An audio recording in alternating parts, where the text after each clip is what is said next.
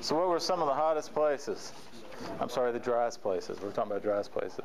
Hottest places was last week. Sonoma, Arizona. 117, yeah.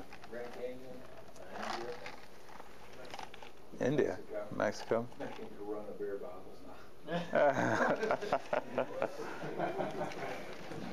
Anything else interesting? All right, well, that's what we're going to be talking about tonight, guys. Dry places. Talking about dry places. And, I was thinking about throughout my life, at different times, if I was to say to you, I'm going through a dry spell right now, it would have meant a lot of different things.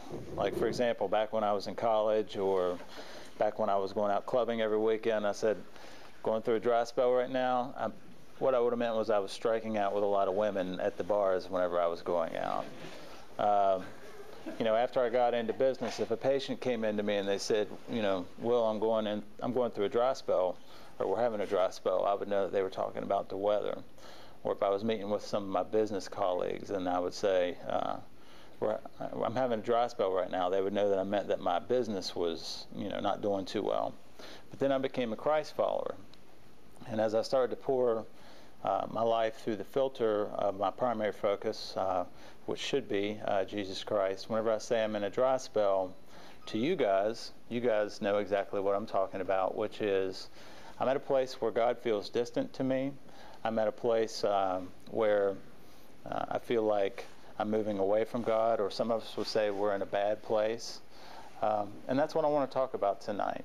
I can remember when I first came to Christ, it was about a little over 3 years ago when I first gave my life to Christ. There for a while, when I first accepted Jesus Christ and got baptized, initially, and from the very beginning, I was hanging around with people who were very intensive, asking the question, where are you at with God? I mean, from the very beginning, I was getting hit that question every time I would see Stephen or Woody or one of the other guys. I mean, that's all we did. We'd ask each other that question pretty much every day. So from the very beginning, it really kind of forced me to wrestle with the idea of, okay, objectively, where am I with God right now? Because I think for a lot of us, that doesn't come really easily. Initially, it was always, I was just like a kid in the candy store. I just accepted Christ. I was getting ready to get baptized. I was on the parking team. Everything was new. It was just like, man, this is awesome. So initially when people would ask me that question, it was always, yeah, things are great. Things are great. And then I had the pessimists, I'd have the older Christian who would come up to me and say, enjoy it now because the desert's coming. You're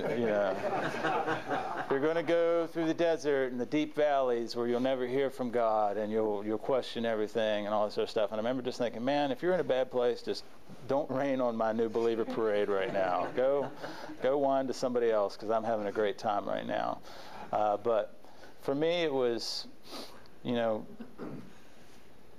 I guess for me what I would say is even since then, I've been a Christ follower for a little over 3 years, I don't have major highs and major lows. For me, things are more subtle, more gradual, I guess I would say. But what about you guys? How do you recognize when you are in a bad place with God or when you are distant from God? What does that look like for you? I think it's different for all of us individually.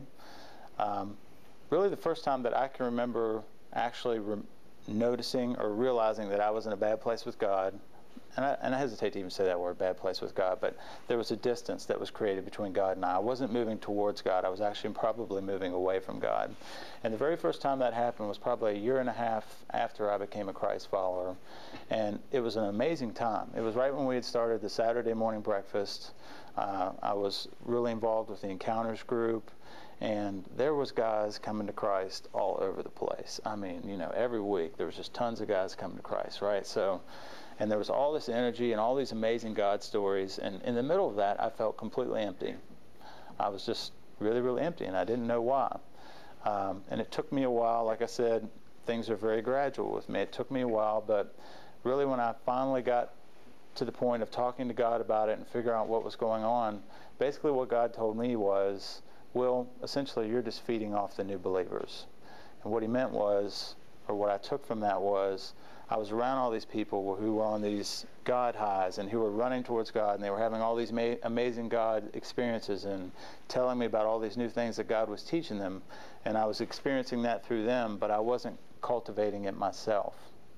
And that was really the first time when I had kind of I guess a separation from God, where I really kind of stopped and recognized, first of all, some things that showed me that I was moving away from Him, and also taught me some things about what to do when that happens. And that's really the two questions that I want to get to tonight. And like I said, it's kind of individual based, so I think it's a little bit different for everybody. But the two questions that I want everybody to individually wrestle with and ask themselves tonight, and ask yourselves this for the rest of the week, is, first of all, how do I recognize for me individually that there's a distance that's growing between me and God? How do I recognize that I am in a dry spell? Okay? So that's the first question that I want us to wrestle with tonight. The second question is, what do I do about it? Okay? So for me, I'm just going to kind of go through, and I know I don't usually read from the paper, but I want to make sure that I don't miss these. So I actually am going to read from the paper here. But basically, I want to know, first of all, how do you diagnose it? Do you guys ever have trouble with that, diagnosing where you're at with God? People ask you that question, where you're at with God, and you just kind of sit there and say, I think I'm okay. I mean, I don't know. Nothing really horrible has happened, but really at the same time, nothing really wonderful has been happening here this week either. So, how do I differentiate maybe just having a crappy week, or maybe I've just got heartburn? I don't know. Do you guys ever struggle with that? How do you recognize individually whenever you are in a place where you're moving away from God? So that's the first question. And when I sat down and thought about that with me, like I said, first of all, for me, it happens gradually. For other guys, it happens in huge swings. I mean, you're just one second you're up really high, and the next second you're down really low. I don't necessarily know that mine's any better, because mine's gradual, and sometimes by the time I realize that I'm in a bad place, I've really gotten myself into a bad place because it's happened so gradually. But some of the things that I've noticed is the one telltale sign for me is I have very little desire to spend time with God. That's in prayer. That's learning about God, that's talking about God. There's not a genuine desire there for me to do that. So I'm not pursuing that in any way. The second thing that I notice is I'm not hearing from or seeking God on a daily basis. So what I mean by that is, if I'm really in tune with God, I'll be double tracking. So what I mean by that is, I'll be involved in my daily activities during the day, but in the back of my mind, I'll be looking for, okay, God, are you telling me to talk to this person? Are you asking me to reach out to this person? I'm listening for God and looking for God to be working around me. Whenever I'm starting to move away from God and get distant from God, I'm not there. I'm just in the world. I'm just doing what I got to do during the day. I'm not double tracking at all. I'm not looking for God during the day. I'm not hearing from God during the day. I'm starting to see old habits appear in my life again. And typically this will happen in relationships with me, especially my wife. I'll start to respond to her in ways that I used to respond to her that after I became a Christ follower started to go away. But it can be with other people too. I'll start to walk away from opportunities where God's being really clear that this is someone that I should be talking to them about God. God's, it's been really clear, and I'm starting to say, no, I'm tired. No, I got to go to church. I don't have time to talk to this person right now. Or I got to get into service. I've got to go to encounters, or I've got to go write what I'm going to talk about on Monday night, so I don't have time to call this person back right now. So for me, it's relational oftentimes that I'll start to move away. Awkward prayer times, and you guys, a lot of you have sat at tables with me. This is one of the biggest indicators for me. If I sit down on my knees to pray to God and things are weird in any way, that's a red flag for me. And the way that I attribute this is kind of like when you go to the mall or you're out somewhere and you see somebody that called you like 3 weeks ago and you never called them back, and you get that awkward, hey, good to see you, I was going to call you but I got real busy, my cell phone broke, yeah, I just got a new one, what's your number again? And when you get down with God on your knees and you start to pray to Him and you start to feel that way, or for me, when I start to feel that awkwardness, I know that something's not quite right there.